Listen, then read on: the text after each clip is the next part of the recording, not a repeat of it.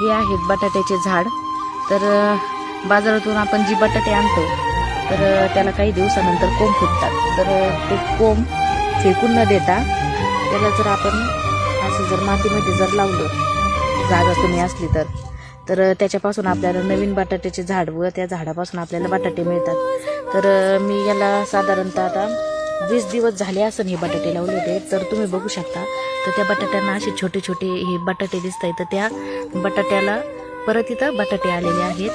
इथं पण पाहू शकता जे काप लावले होते तर त्यांना पहा हे असे बटाटे दिसत आहेत. तर आता याला रोज रोज पाणी टाकत असल्यामुळे ते बटाटे उघडे पडलेले आहेत. तर आज आपण या बटाट्यावर माती टाकणार आहोत जेणेकरून त्यांची चांगली वाढ व्हावी. तर तुम्ही माती टाकणार